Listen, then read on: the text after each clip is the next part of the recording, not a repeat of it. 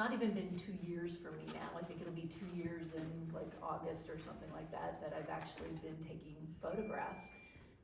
I had used my cell phone, and I enjoy the Adirondacks. My husband and I spend a lot of time in the Adirondacks. Usually, I would say from the spring to fall months, we spend about half of our time here and about half of our time up there. So my photography actually started taking the photographs from my canoe. I solo canoe, so I like taking photographs from the canoe. But I was doing it with my cell phone. Then it transitioned to the camera. From there, I think Linda had seen some photos that I had taken and reached out to see if I had interest in joining a club, which is how I got here. And I actually had joined just prior to the cutoff for the show last year. So having zero experience with photo shows, I think the only photography show, and if you even want to call it that I ever went to was one that might be at a county fair, you know, and that was it. So I had no idea what I was getting into last year.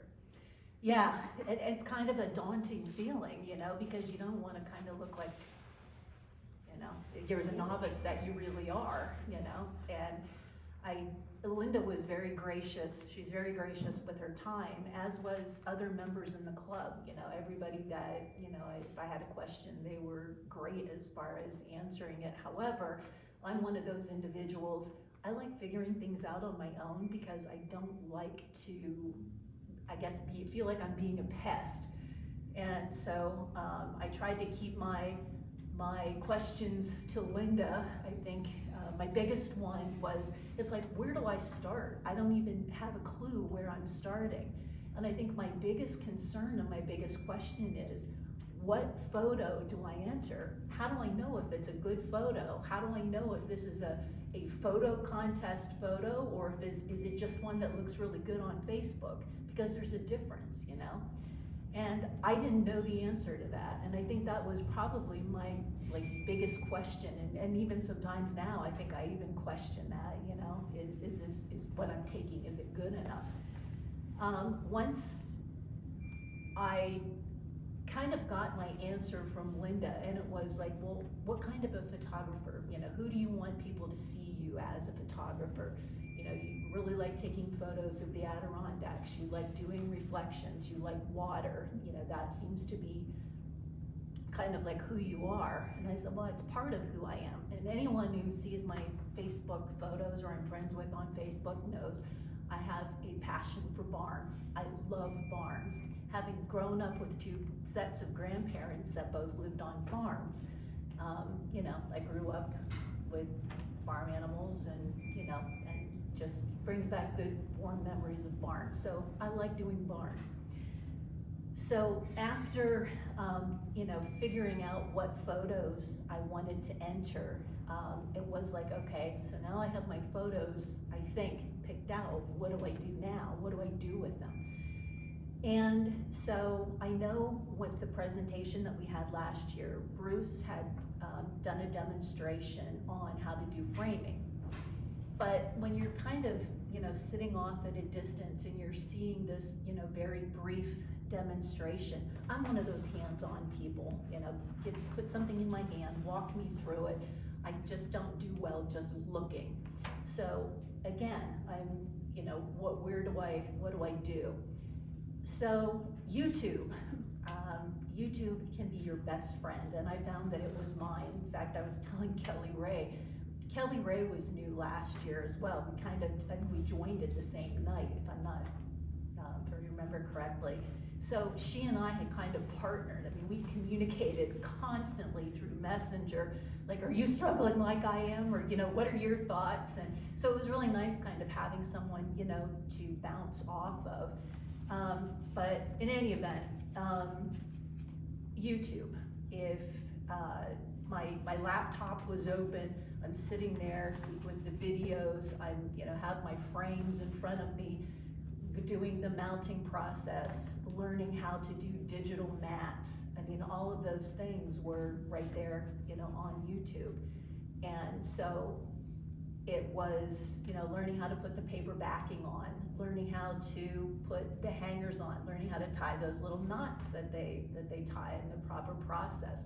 So in terms of processes, if you're one of those people that like to figure things out on their own or on your own, and you aren't real comfortable asking a bunch of questions, like I said, YouTube can be your best friend. One of the things that I found on YouTube also, and on the internet, I didn't know about ratios. I didn't know how ratios would affect what size photograph you were going to print out, so that you would know what size frame to buy. And so I had found a chart. In fact, I printed it out. My printer was running out of ink, so it was not very dark, but I could pass it around. And maybe you all know about that. I didn't know what ratio I was shooting in. I didn't know how that ratio affected what size photograph I was going to print out. I didn't know that if I put a strike and a digital border, that was going to affect what size, photo, and I would have to resize and all of that. I didn't know that. That was all stuff that I had to figure out and I had to learn along the way. It was, my learning curve, I will tell you, was like this. Because, like I said, I hadn't done it before. One of the things that I also had looked at last year, really briefly, and looked at a little bit more in depth this year, when you're looking at photograph selection, I know that a lot of the programs that we had, in fact, Linda had done one on composition. And when you're looking at those photos, looking at the composition technique, those are things that you want to look at too when you're selecting your photos. And I actually printed out, and I will pass it around along with the ratio thing that I printed out. And again, I apologize for the light ink, but I went online and I found a couple of other clubs, and I saw that their papers that they use in terms of their point system for the judging. And when they're looking at composition, here's what composition entails, here's what technique entails. And I found that really fascinating. So it's something to look at because it is part of judging. So I will pass those around. One of the other things, and I think the last thing that I'm going to talk about, is for 25 plus years, I had shown Labrador Retrievers in the conformation ring. Labrador Retrievers are the #1 breed in the country, so you can imagine if Labrador Retrievers are the #1 registered AKC breed in the country, your ring size in numbers are huge in Labrador Retrievers. They're a very popular breed. Judging is very competitive. One of the things that I learned really quickly about judging, AKC has a written standard for every recognized AKC breed of dog. So that AKC standard is supposed to give you a verbal description that in your mind's eye, when you're reading that verbal description, that you can be able to differentiate what a Labrador Retriever is from what a Golden Retriever is, from what a Rottweiler would be, or any other breed. So when a judge is judging in that breed ring, that conformation ring, they are to be judging to that breed standard. I can tell you with 25 plus years of showing that judging is subjective. Subjective and objective are two words that are sort of synonymous, and they're antonyms, meaning they're opposites. So you're going to hear those a lot put together, subjectively and objectively. Subjectively is based on emotion. It can be based on previous experience. It is it's like looking at something through a bias. It can be a bias that you're aware of, or an unconscious bias. So when you're entering a show and you think that you're entering this photo that, oh my God, I slid in the bank, or slid down the bank, I slid in the stream just to get this photo. I lost my lens because it dropped in the creek and I got this great, photo. And You're thinking you did all this hard work and you think that it's the best photo and it doesn't do anything in the show. It doesn't mean that it's still not a great photo.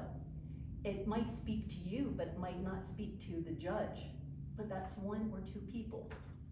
So I guess what I'm saying that is it doesn't mean that it's not a good photo and that you should take it off, you know, when you take it off the wall from here and you take it to your house, you think, oh my God, I suck as a photographer.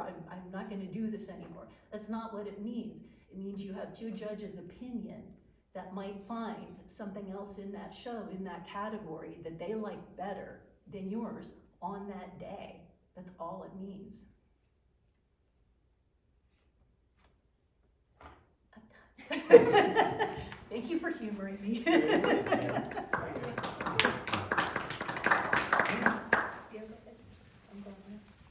Okay, so a couple of things that you talked about, Tana. I'm going to cover it just in a little bit more technical detail, but not too deep. Carry this way down just for the purpose of discussion and thought process. But preparing for the show, these are things that I do in order, and some of these things I do a couple times a year. Calibrate your monitor. Some people might not know this, but you'll be looking at your monitor and get everything set color-wise, and everything looks excellent on your monitor. You send it to print, it doesn't look anything like that. Or you send it to another device, it might not look right. So calibrate your monitor, which is easy.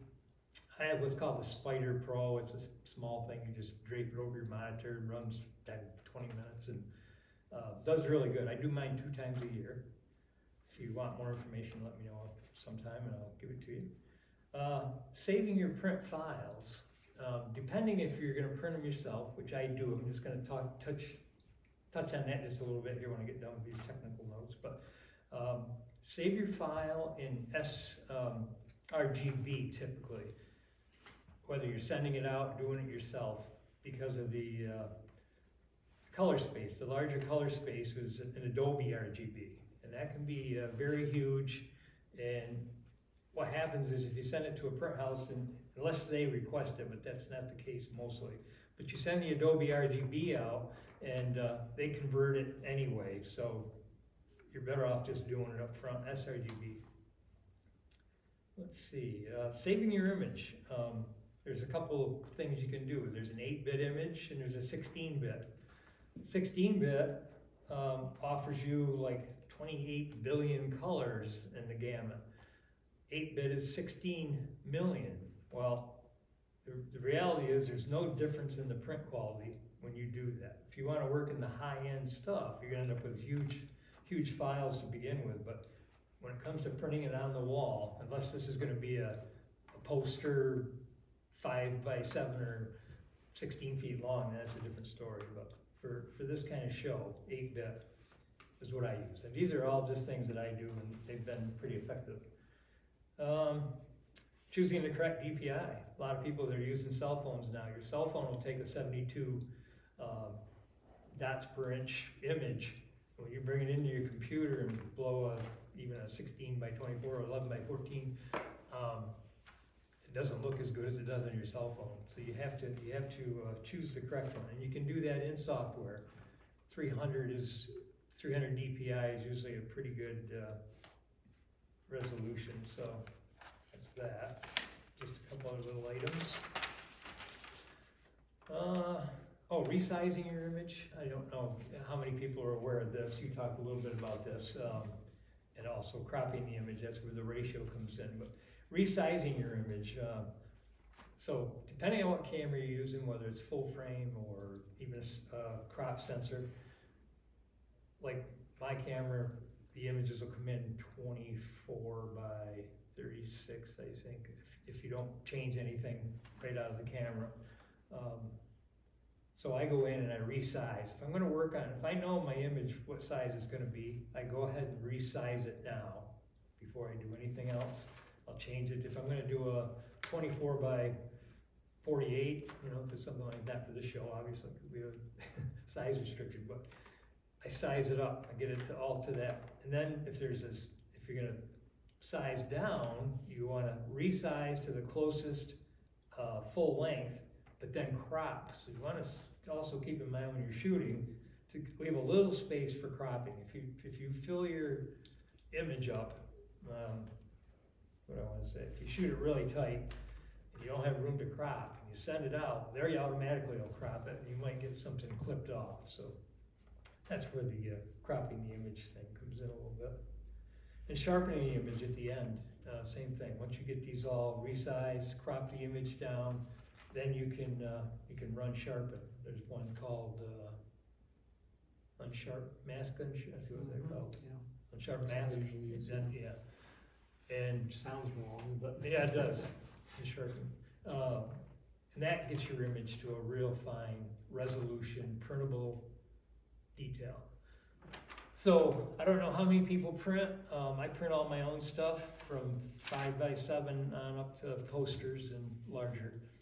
But I did bring a couple of things over there you can look at later during break or whatever. The type of paper I use, I don't even know if there's any in the box. It felt empty when I brought it out of the briefcase. But that's the paper. I do my own matting and framing. So I brought a couple supplies just to show you. There's an old image. I had that in a show back in 2007, I think. And so I just grabbed it because it has a double matte image, or double matte on there. So anyway, anybody has questions about matting and stuff, we're not gonna do a demonstration. I brought my matte cutter, but you can just take a look at those, get ideas if you do your own. Who does do their own printing? Any, John? Okay, David. Yeah, that's it. Okay. So yeah, that's the only other thing I can say is, like Maya Lisa said for the show, we have she mentioned black frames or white frames, but canvas, paper, or metal. And I've done all those, and they can be framed very nicely. Canvas is nice because if you have an image that the detail, the sharp edges aren't as critical, canvas can be really nice. If you want something like an architectural image, last year I did one for the show. It was a nightscape of a bay with a marina. I put that on metal, and it was amazing, the detail. And then, of course, the regular paper for probably 80% of the stuff you do. But, yeah, go ahead, Maya Lisa. That's all I have. Oh, okay, Bob. Okay. I didn't prepare much. I pretty much just thought I would speak to what I usually do, which I gathered was pretty much the reason for doing this tonight. I do my own printing. I have several sizes I go with. I only have a 13-inch printer, so I can do up to 13 by 19. Tana talked about ratios. When I'm framing, my favorite frame size is for a 13 by 19 is 22 by 16, which gives you an 1.5 inch border all the way around, an even border. You don't have one wider on the, like say the width and narrower on the length or whatever. So typically that's just what I like, that's my preference. I don't know that it would matter if you're slightly different, you have a stock or a standard size frame and you're taking a 2/3, 2 by 3 ratio. You could probably still do that. I don't know that that's ever hurt anybody, you know, to have a slightly off ratio. But at any rate, I do my own printing and I try to get a frame that will allow a fairly even border. Again, just my tastes.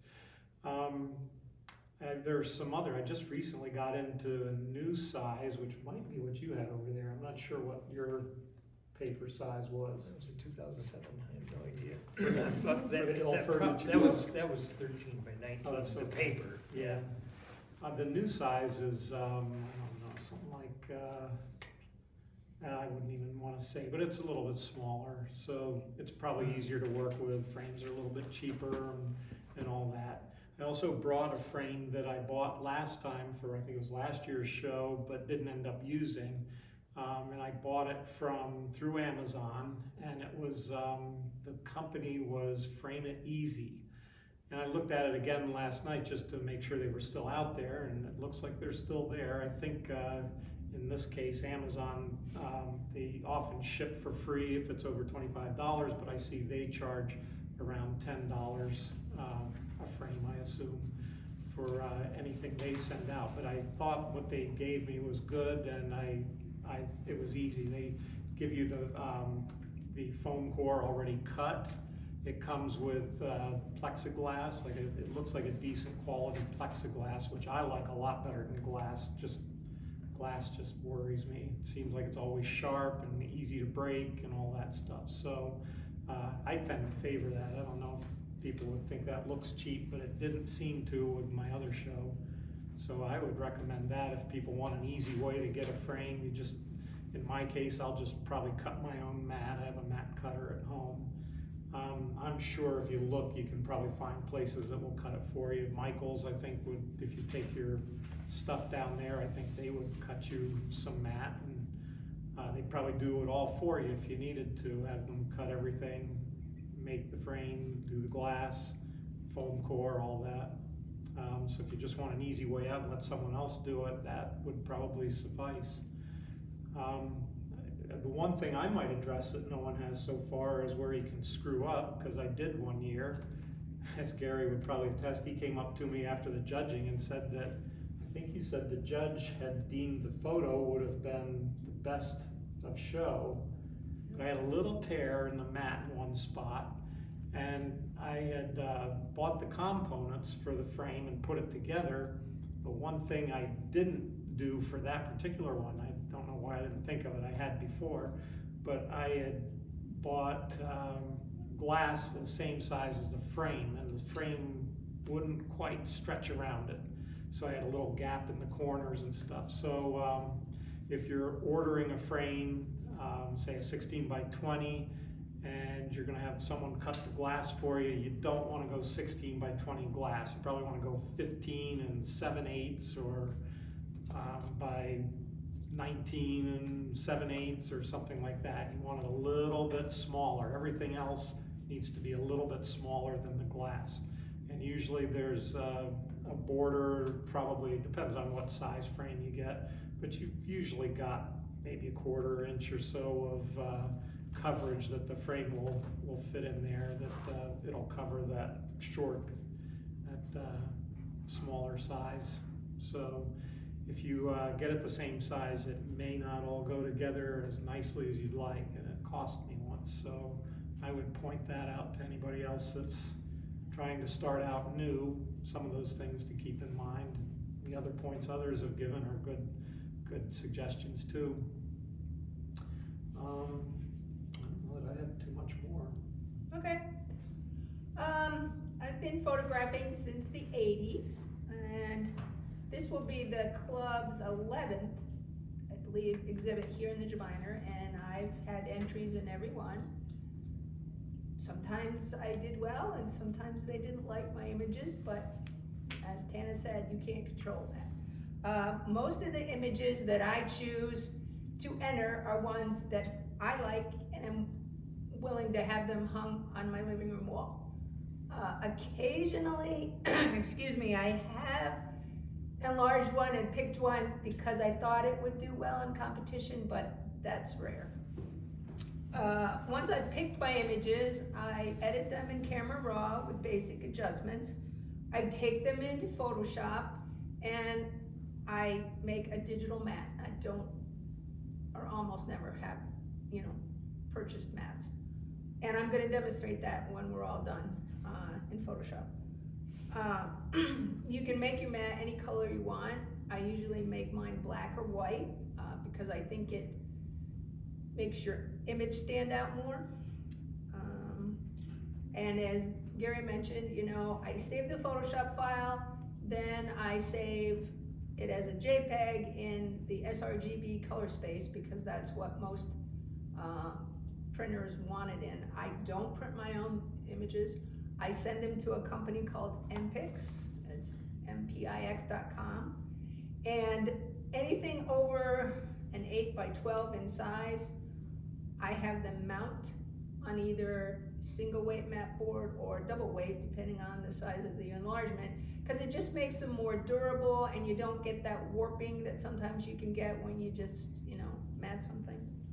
I have black metal sectional frames that I consider my exhibition frames. I reuse them. I like the sectional because even though you have to put them together and you have to buy the glass, but you usually have a little more wiggle room, kind of as Bob mentioned, sometimes in a wooden frame, you know, you put the picture in, the image, especially if it's mounted like mine are, and it just doesn't quite fit right. Maybe they made it like, you know, this much bigger, and so with the metal ones, you know, you can put them together and then you've got a little wiggle room. I guess that's really all I was gonna say. If anybody has any questions to any of us, why don't you ask them, and I'll get this all fired up here so that I can demonstrate in Photoshop. Okay? And one of the things I'm gonna add, and it's kind of like what Bob was saying about the kind of the errors and that you can make. I know, I believe last year that there was a print that the judges had seen. And I will tell you that when I'm looking at things, if I see a photo that I like online, I'm notorious for blowing it up. Sensors, make sure that your sensor is clean and that when you're shooting those photos, nothing like seeing a blue sky with a circle there because, you know, you either had a spot on your lens or your sensor. And I mean, those are things that you kind of, I guess, assume that everything's going to be fine. You get that picture back and you know, there you are, and all of a sudden you see that dot, or maybe you don't see it, but you have it hung in here and the judge sees it and dings your photo because of it, so.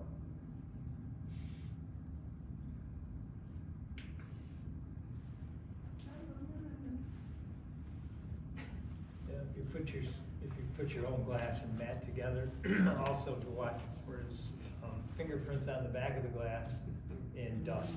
I've seen several people hang their stuff and you've got black mat in there with particles and stuff.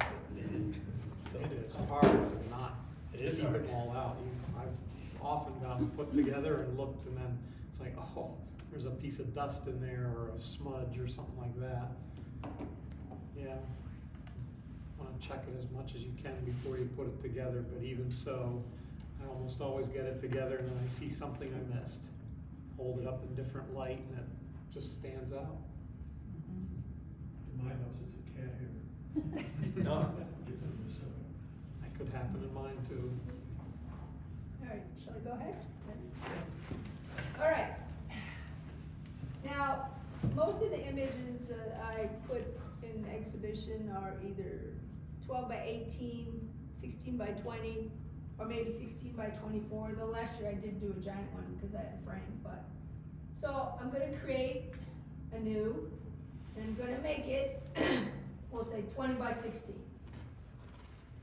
Which, as you can see, I mean, these come up because I use that size quite often.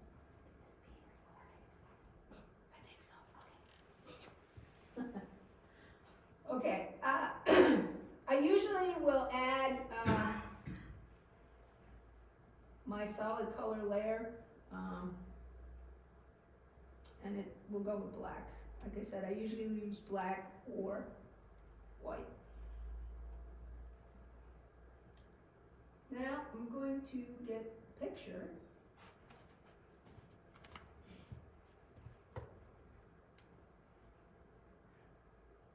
So the first part, you said you did that as an untitled layer, right? Yeah, As a new and layer. I didn't, title it yet. Okay. All right, and so this is camera raw, this is what I already have, and I've done my adjustments to it.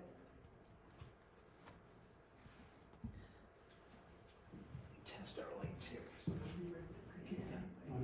the front lights. Better. Yeah. So now I'm going to take the image I want and take it into that other file.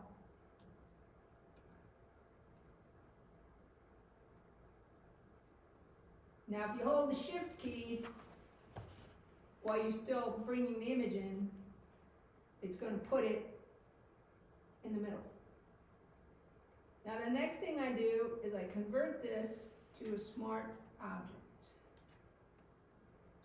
And then I'm going to resize this? Control T. Maybe, if I can get it. Oh, no. Sorry about that. That's why that one didn't win. No, I've never entered this one. It would help if I was holding the right key down. That's the problem. Okay. I'm holding Alt and Shift, and that will resize it from the middle of the image. And then I just figure out, okay. that's- Maintains your ratio too, huh? It does, I mean, yeah, I know that. Okay, so. And then we're gonna, okay. Now I'm gonna add a border, which is under the FX column, actually a stroke.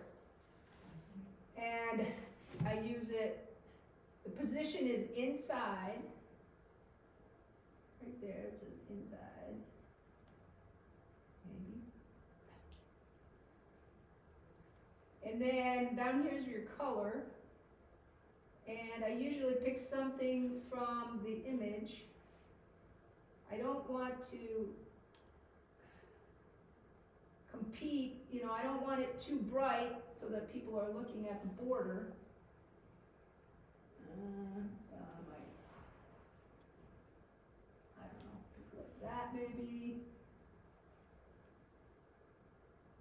I'm having a heck of a time with that mouse. Okay. And then, size of the stroke, it depends on the size of the image. This right here is 50 pixels.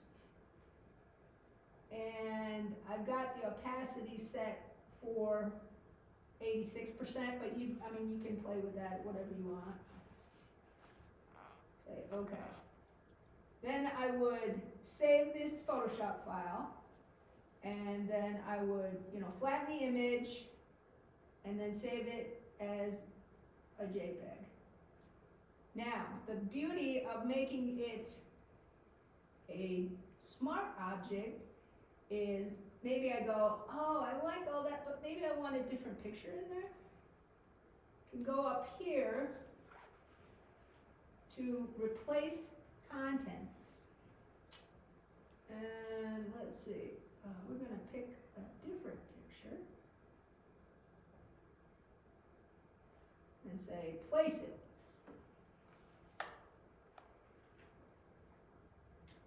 And that's, yep, that looks all good, okay, fine. Boom. You don't have to do it all over again. So that's what I do.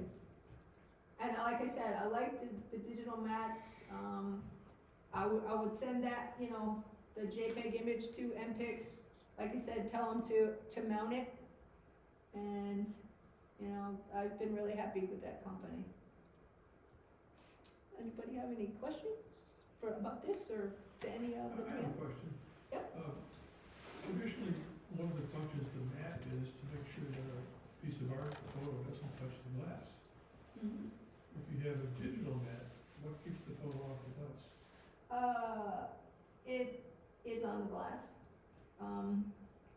I usually have them, there's an option for a luster coating that I usually get. But, like I said, there's nothing wrong with a traditional mat. This is just, that's one step I don't have to do. I don't have to buy a mat, or I don't have to have the mat cut. So. One of the key things there, though, is you really can't wait until 2 days before the show to print it and then put the glass on. I would allow a week on a digital mat of dry time Oh, yeah. before you Yeah, I put it don't behind know. glass, because it's really all about the moisture content in the ink and paper and stuff. And I guess with the physical mat, the idea is to protect it from sticking to the glass as you route down the road. Yeah. And we're running into problems with humidity and seasonal changes in temperature and humidity, the environment where it's hungry.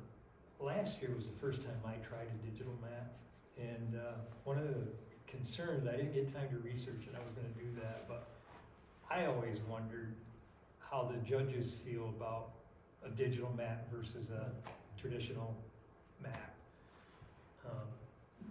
And I won. but I won with both, so there's no, that didn't Well, and help you me. can still put a traditional mat on this, if you want to.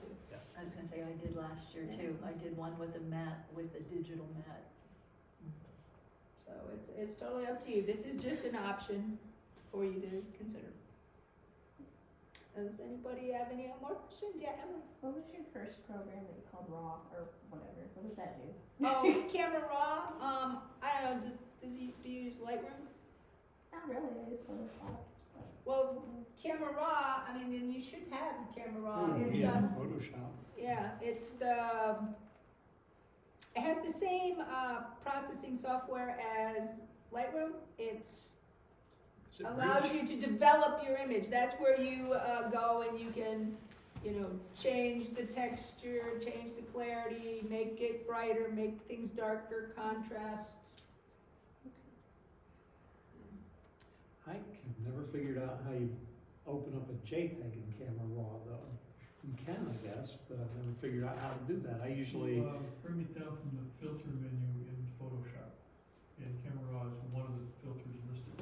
I think you can, in the preferences, I think you could tell it in Bridge to open JPEGs in Camera Raw. Somewhere. But you can bring a JPEG into Photoshop that way, okay. into Camera Raw, in Photoshop, and work on it in Camera Raw. I know if I've used it, but only for raw images. And all all you have to do is basically double click on it, and most of the time it'll just open it up, because that's the only software that will open it up. It's all kind of historic, because when Photoshop first was made, it didn't really demosaic RAWs.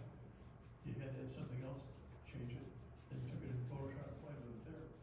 And so it was made as a plug-in for Photoshop by Adobe. And so it's almost a separate program, Mm-hmm. where you kind of wonder why. Well, it's just historic that way. See, that was a JPEG, and up at the top it said, open in Camera Raw, and I did, okay, yeah. Fine. So. Does anybody else have any questions on anything? So once you've made your smart object, you use it again and again, right? Well, if it's if you gonna use the same size canvas, 16 by 20, yeah. When you're talking about Camera Raw, is that in the big Photoshop program or in Elements? It's in Elements It's in both. as well. It's in both. It's in both. Yeah, it should be. Use Elements, Will? Yes.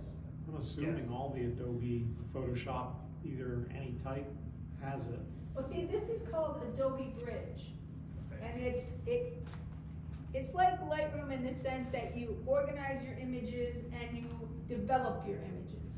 Like I go to, oh gosh. Well, it doesn't like my thing right now, but you can, you can search all your pictures, then you open the folder you want, and you open the image you want, and you, like I said, make the adjustments, whether it's light and dark and whatever, and then you say open in Photoshop, and it opens in Photoshop, if there's more you wanna do. You should have told me about that. Maybe I would have been able to find that photo quicker. The same. So that's getting actually. Anything else anyone needs to know right this minute? So does that mean all your photos are like backed up by Photoshop then? If you're using I don't Lightroom? think they back They're, it up. they're all Is it in on your folders computer? on my computer. I back them up on external hard drives. You would back them up yourself. Yeah. Okay. The JPEGs fall apart. And if you're doing something with an original file and you alter it, then you want to save it as a different name. Yeah. Or else if you just save it and you don't change the name, it'll make the permanent changes to that file and you will have lost the original.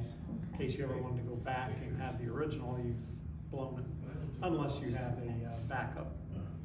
But yeah, if you if you have an image number, if you just do something as simple as put another letter after it, that Yeah. will change it, that's all you have to do, but you'd wanna save it as a different file name.